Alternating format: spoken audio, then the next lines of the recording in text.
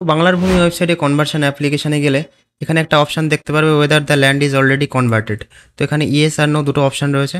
তো এখান থেকে যখনই ইয়েস ক্লিক করবে তখন দেখতে পারবে। তো দেখতে পেলে এখান থেকে আমাদের অলরেডি কনভার্টেড যে ল্যান্ড রয়েছে তার জন্য আমরা অনলাইনে কনভার্সন অ্যাপ্লিকেশন করতে পারবো না। এর জন্য আমাদের ওয়ান সি আর ওয়ান ডিতে অ্যাপ্লিকেশন করতে বলছে, আর এটি বিএলআর অফিসে যোগাযোগ করতে বলছে। যারা এই অলরেডি কনভার্টেড তারপর পোস্ট ফ্যাক্টো কনভার্সন এই বিষয়গুলি বুঝতে না পারছে তাদের জন্য আমি অলরেডি একটি ভিডিও রয়েছে চ্যানেলে, সেখানে আমি ডিটেলড আলোচনা করেছি যে অলরেডি কনভার্টেড ল্যান্ড বলতে কী বোঝাচ্ছে, তারপর পোস্ট ফ্যাক্টো কনভার্সন কাকে বলছে, আর জমির বর্তমান কন্ডিশনের উপর ভিত্তি করে আমাদের কোন ফর্মে অ্যাপ্লিকেশন করতে হবে, ওয়ান সি অথবা ওয়ান ডি, সেই সম্পর্কে আমি ডিটেলড এই ভিডিওটাতে আলোচনা করেছি। তো দেখে না থাকলে আগে চ্যানেলে গিয়ে দেখে নিতে পারো, আর ভিডিও ডিসক্রিপশনে লিঙ্ক দেওয়া থাকবে, সেখানে ক্লিক করে দেখে নিতে পারো। এখানে দেখতে পাচ্ছ এটি হচ্ছে আমাদের কনভার্সন অ্যাপ্লিকেশনের একটা ওয়ান ডি ফর্ম। তো আগেই যেমনটা বলেছিলাম এই ওয়ান ডি অ্যাপ্লিকেশনের জন্য আমাদের অফলাইন ফর্মে অ্যাপ্লিকেশন করতে হয়। এই ফর্মটি ডাউনলোড করার লিঙ্ক ডিসক্রিপশনে দেওয়া থাকবে, সেখানে ক্লিক করে এই ফর্মটি ডাউনলোড করে নিতে পারবে, অথবা বাংলার ভূমি ওয়েবসাইটে গিয়েও পেয়ে যাবে ওয়ান ডি অ্যাপ্লিকেশন ফর্ম। বন্ধুরা, আজকের ভিডিওতে দেখবো কনভার্সন ওয়ান ডি অ্যাপ্লিকেশন ফর্মের জন্য আমাদের কী কী ডকুমেন্টস প্রয়োজন আর কী কী পদ্ধতি রয়েছে অ্যাপ্লিকেশন করার, সব কিছু ডিটেলসে আলোচনা করব।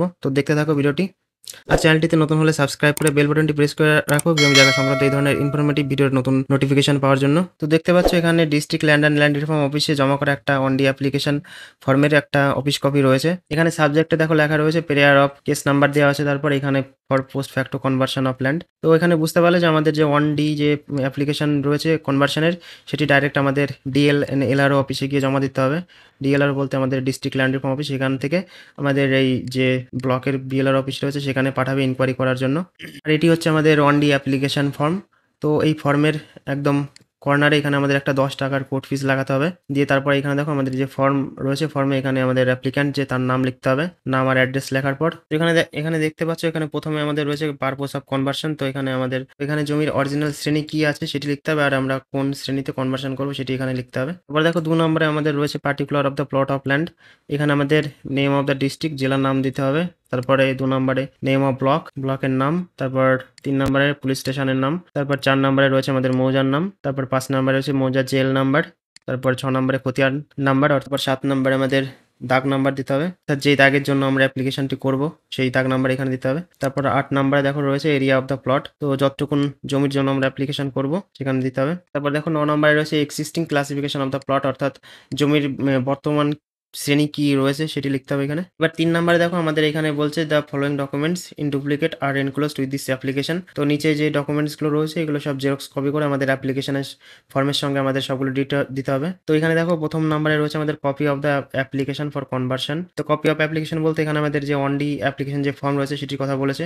তারপর 2 নম্বরে বলেছে আইডেন্টিটি অফ দ্য অ্যাপ্লিক্যান্টস, যে কোনো একটা আইডেন্টিটি কার্ড দিতে হবে, আমাদের আধার কার্ড হোক, প্যান কার্ড হোক। তারপর 3 নম্বরে বলেছে কপি অফ আরওআর, অর্থাৎ দাগের তত্ত্বের একটা সার্টিফাইড কপি দিতে হবে। তারপর 4 নম্বরে দিয়েছে copy of current rent receipt, অর্থাৎ খাজনার রসিদ, এটি পেমেন্ট করা খাজনার রসিদ। তারপর 5 নম্বরে বলেছে এসকেস ম্যাপ, তার সঙ্গে সঙ্গে সেই প্লটে যাওয়ার জন্য রাস্তা রয়েছে কিনা সেটি দেখাতে হবে এসকেস ম্যাপে। তারপর দেখো 7 নম্বরে রয়েছে ক্লিয়ারনেস অফ ডব্লিউবিপিসিবি, অর্থাৎ ওয়েস্ট বেঙ্গল পলিউশন কন্ট্রোল বোর্ডের থেকে কোনো ক্লিয়ারেন্স লাগলে সেটি দিতে হবে এখানে। সাধারণত কমার্শিয়াল বাস্তু করার জন্য ডব্লিউবিপিসিবি থেকে ক্লিয়ারনেস নাও লাগতে পারে, কারণ এই পলিউশন কন্ট্রোল বোর্ডের যে এনওসি সেটি সাধারণত আমাদের কারখানা হোক বা ইন্ডাস্ট্রিয়াল পারপোসের জন্য তখন লাগে। তারপর 8 নম্বরে দেখো approved building plan by the competent authority, অর্থাৎ এই দাগে যে বাড়িটি রয়েছে সেই বাড়ির একটি স্যাংশন প্ল্যান, যেটি পঞ্চায়েত হোক বা মিউনিসিপ্যালিটি হোক সেখান থেকে দেবে, সেটি দিতে হবে অ্যাপ্লিকেশনের সঙ্গে। তারপর 9 নম্বরে দেখো current colour picture of the site at the constructed area, অর্থাৎ যেই দাগের জন্য আমরা অ্যাপ্লিকেশন করছি সেই দাগের একটি কালার ফটো দিতে হবে। তারপর 10 নম্বরে বলেছে trade licence by the competent authority as applicable, যদি লাগে তো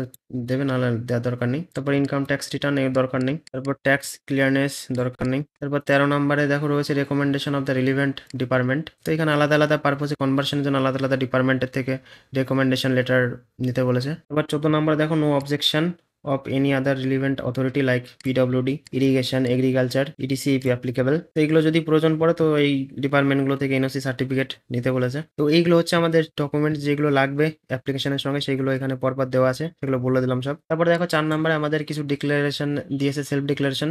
সেগুলো ডিক্লারেশনগুলো এখানে প্রথম নাম্বারে দেখো রয়েছে এখানে the plot of land in question shall be used strictly for the purpose of which permission for such রেগুলাইজেশন shall be granted. তো এখানে যে উদ্দেশ্যে আমাদের কনভার্সন করতে দেওয়া হয়েছে সেই উদ্দেশ্যে আমাদের এই জমিটি ব্যবহার করতে হবে, সেই উদ্দেশ্যে সেটি বলা হয়েছে এখানে। 2 নম্বরে দেখো বলেছে যে ওই জমিতে কোনো বর্গাদার নেই। 3 নম্বরে বলেছে যে অ্যাপ্লিকেশনে যে ফিজ রয়েছে সেটি আমাদের 15 দিনের মধ্যে সাবমিট করতে হবে। তো এখানে কিছু ডিক্লারেশন দেওয়া রয়েছে, এগুলো পড়ে দেখে নিতে পারো, এগুলো অতটা ইম্পর্টেন্ট না। তারপরে দেখো এটি হচ্ছে আমাদের চালান গ্রিপস পোর্টাল থেকে এটা অনলাইনে পেমেন্ট করা, এটা অ্যাপ্লিকেশনের জন্য যে চার্জটি দেওয়া হয়েছে সেটি পেমেন্ট একটা রিসিপ্ট এটাই।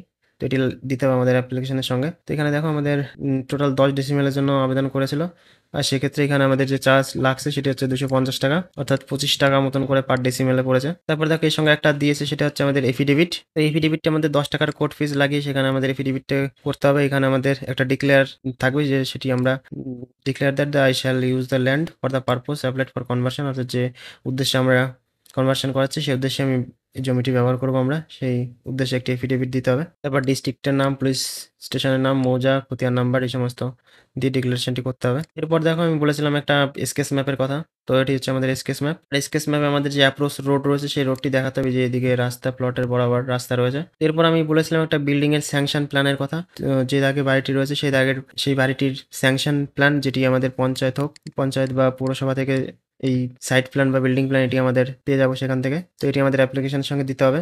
তো এখানে এই যে স্যাংশন প্ল্যানটি রয়েছে এখানে আমাদের পুরো যে বাড়িটি বা যে বিল্ডিং যেটি হোক না কেন ওই দাগে তার ডিটেলড যে স্কেচ সেই স্কেচটি এখানে করা থাকে, যে টোটাল কতটা এরিয়া নিয়ে রয়েছে আমাদের এই বিল্ডিংটি।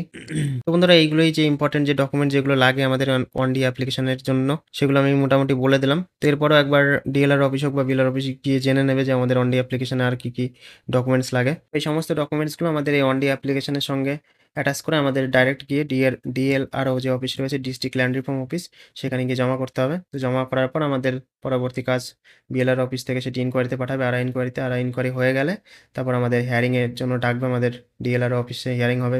তো হিয়ারিং হওয়ার পর তারপর যদি অ্যাপ্রুভ করে তো সেক্ষেত্রে আমাদের কনভার্সন সার্টিফিকেটটি দেওয়া হবে, এটি ডিএলআর অফিস থেকেই দেবে। তো বন্ধুরা আশা করি 1D কনভার্সন অ্যাপ্লিকেশন সম্পর্কে একটু ধারণা এসেছে, আর কি করে অ্যাপ্লিকেশন করতে হয় সে সম্পর্কেও বুঝতে পেরেছো। তো এরপর যদি কোনো প্রশ্ন থাকে অবশ্যই কমেন্ট করে জানাবে। তো আজকে এই পর্যন্ত, আবার দেখা হচ্ছে জমি জায়গা সংক্রান্ত নতুন একটি ভিডিওতে। আর চ্যানেলটিতে নতুন হলে অবশ্যই সাবস্ক্রাইব করে রাখো। তৎক্ষণাৎ সবাই সুস্থ থাকো, ভালো থাকো, টাটা, বাই বাই।